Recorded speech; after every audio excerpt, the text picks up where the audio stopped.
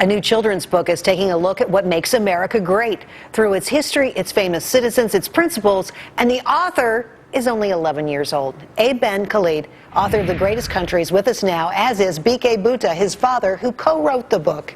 I'll start with you, BK. Why did the two of you decide to write this book? Jerry, thank you so much for having us. As you might know, we are immigrants. I am from Asia, and his mom is from Africa. And to immigrants, you know, this country has, immigrants hold a special kind of appreciation and love for this country. And most of the people here don't realize that because they have nothing to compare it to. So for us, that's something very special. So those are the kind of, you know, values and love we try to inculcate in our children also. So thank goodness, you know, our children are, you know, appreciative of everything that they have been blessed with. Well, you know, it comes through in the book. You talk about the rights and privileges of being an American. You talk about how it takes hard work, but there are so many benefits to a government of this style and type, how much you love this country.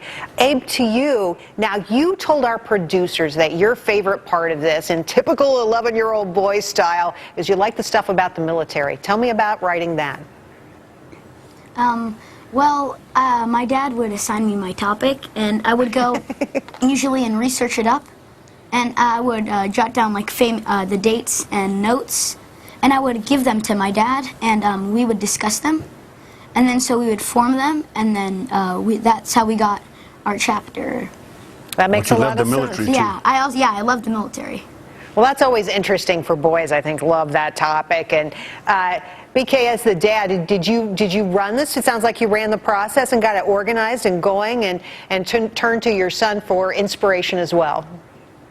Oh, absolutely, absolutely. I used to, as you mentioned, you know, I used to give him a little assignments. I do not want him to overburden with the big task of, hey, we are writing a book, because he could not stay focused. And so I used to break it in very small pieces, give him a little, you know, paragraph to write at a time, and slowly he got into this thing, and it was very exciting by the time this whole thing got done. So I'm so proud of him. He has done a wonderful job. I could not say more. Well, I think it's fascinating. And Abe, to you, you know, I assume you're studying all this in school, right?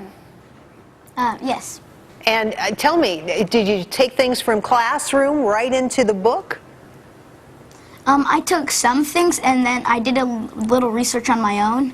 Like for the invasion of Grenada, I did that on my own, and I did some other things on my own. Like we haven't learned about the Korean War yet, so I had to do that on my own. So and, really, some of the stuff like World War II and World War I, I did that from class. wow. So you really covered a lot of ground. This really expanded your horizons. BK, you know, it must be interesting to you because here you are raising a son in the U.S., totally different kind of world. Tell me how it's different for him than it was for you growing up outside of this country.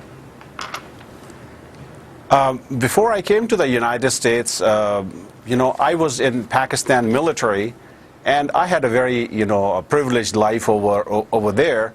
But, you know, all in all, as you know, people who come from third world countries, you know, either it's a world of haves and have-nots. Either you have everything, all the privileges and powers, and most of the people do not have pretty much anything.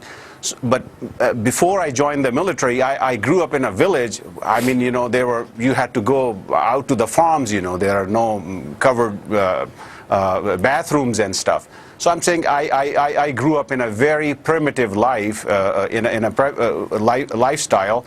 However, you know, you look at these kids here. I mean, you cannot even imagine. They cannot imagine everything that they have here.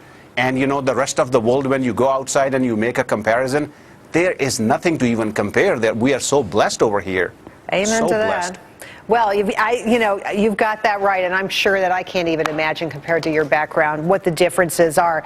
But there were words in this book that I loved, and I want to repeat them.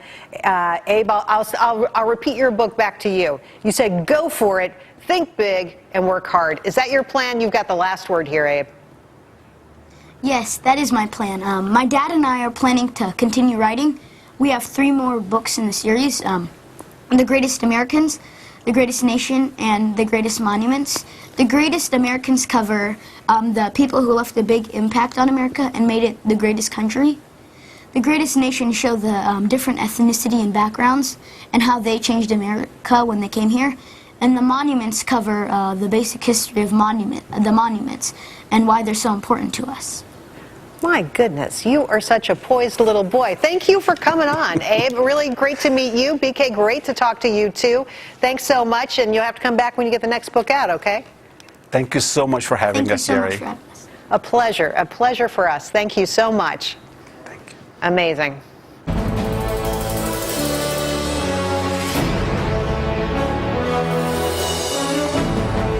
All right, our next guest is showing readers his true patriotism and telling them what makes America great, and he is only 11 years old. Joining us right now from Atlanta is the author of The Greatest Country, 11-year-old Abe Ben-Khaled, and his co-author, who just so happens to be his father, BK Botha. Good morning to both of you guys. Good morning. Good morning. Thank you so much for having us. It's great to have you. Abe, why did you want to write a book about America? My parents are immigrants, and they tell me that I'm very fortunate to be born in America. And I wanted to show my love and appreciation for America, and show all the great things it has done for us. Hey, Secondly, I wanted to inspire others and show children that this is the greatest country, and that they're so blessed to be born here, and that they should feel proud of this country. Very nice. So, BK, how did you get that across to him, how much better you believe our country is than the one you left in Pakistan? Well, he had been to, several countries. He had been to countries in Africa. He has been to Europe. He has traveled, to Canada and Pakistan and other countries. So he had first-hand experience as to draw a comparison. So that was very helpful. Plus, social studies is one of his favorite subjects, and U.S. military is like, on top of his list. So he is very much interested into, our history and our military. So he himself, picked up this thing that, when you're a grateful person and you're a proud person of your country, of your parents and Sure. everything, it just makes you a better person. All right. Hey, I